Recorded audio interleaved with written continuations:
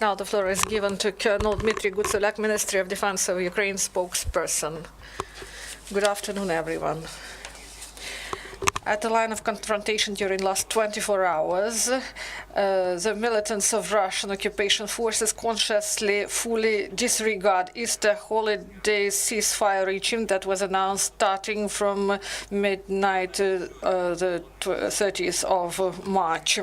And we remind you that this agreement concerning renewal of ceasefire regime along the line of confrontation was reached by the Trilateral Contact Group on the 26th of March 2018. In the Lugansk sector, the enemy delivered 3 precision shellings at our positions. During the last 24 hours in this sector, ceasefire regime was observed, but starting 8 till 10:30 p.m., the enemy delivered fire with use of grenade launchers of different systems and large caliber machine guns at the defense positions in Yekaterinivka and twice near Lugansk. In the Donetsk sector, enemy activity was recorded despite Easter holiday ceasefire introduced from the start of the last 24 hours here. 29 enemy shellings were recorded, out of which 25 were identified as precision ones. Starting from midnight, militants of Russian occupation forces delivered provocative shellings using small arms at defense positions to our defenders in the region of Avdiivka and Opytne. Starting 9 for 1 hour, enemy launched 12 mines using 82mm mortars against our defenders of Talakivka.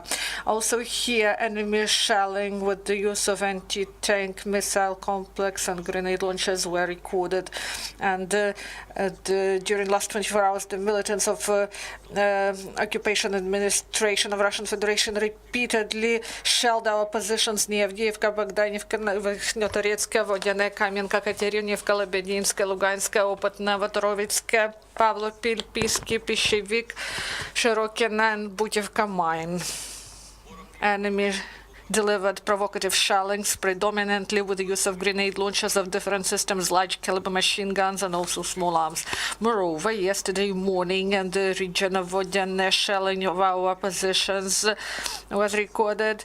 This was done with the use of anti-aircraft systems U-23-2. Near Pavlopil and Lebedinsk, enemy snipers were active overall during the last 24 hours. In the first day from the start of the announced Easter ceasefire regime along the whole line of confrontation, 32 shellings of defense positions of the armed forces by Russian occupation forces were recorded, and out of which 28 were identified as precision ones. In the shelling, 1 serviceman was wounded and he was brought to hospital. In his condition is of mid-severity. And also, unfortunately, we have to inform that due to the explosion of an unknown explosive device, 1 serviceman was killed, 3 more were wounded. The injured servicemen were brought to medical institutions where they are provided with all necessary qualified medical assistance. Ukrainian side of Joint Center of Control and Coordination of the issues of ceasefire regime and stabilization of the contact line between the sides connects conscious provocative shellings delivered by militants of Russian occupation forces with the attempt to provoke a return of fire in order to shift responsibility for violation of ceasefire regime to ADO forces.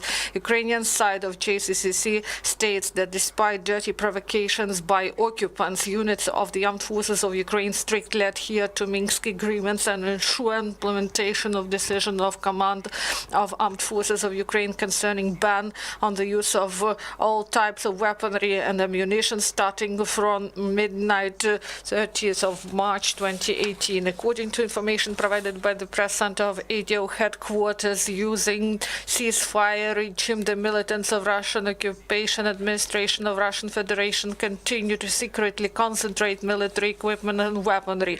The Ukrainian side of Joint Center of Control and Coordination of the issues of ceasefire and stabilization at the line of confrontation informs that in the region of Chestyakovo, Alexandriivka, Kruglik, observers of a special monitoring mission of OSCE confirmed the facts of deployment of 14 tanks and in the region of Zolote 9 IFV-1.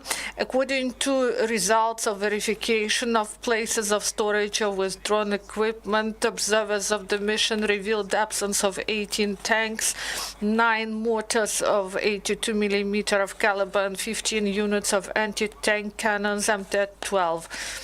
According to available information in Svetlodarsk sector, movement of equipment of militants to the line of confrontation was recorded. These were 14 IFVs and 6 trucks moving from the region of the Baltseva in the direction of Logvinove. And also the militants of the armed forces of formations continue to the practice of concentration of equipment and weaponry in peaceful settlements along the line of confrontation.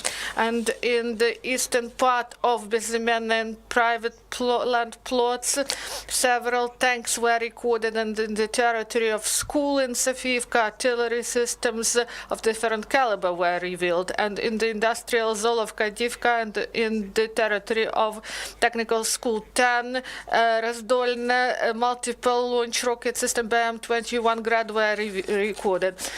Such actions of occupation administration of Russian Federation assessed by Ukrainian side of JCCC. JCCC assesses these actions as a new stage of preparation of means of destruction for their use against the armed forces of Ukraine and peaceful residents in violation of the Minsk agreements, and this shows their interest in further escalation of the conflict. The announcement on the 2nd of April at 2 p.m. at Press Center of the Ministry of Defense of Ukraine, there will be a briefing about modern state of mine action in Ukraine and prospects of its development. Each year on the 4th of April in the world, they mark the International Mine Danger Awareness Day and Mine Action established by UNO.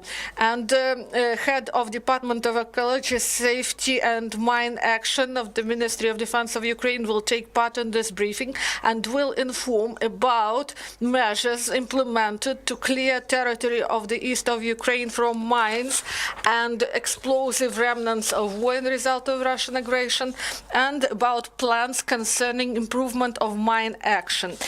You can find more information on the website of the Ministry of Defense of Ukraine. Thank you.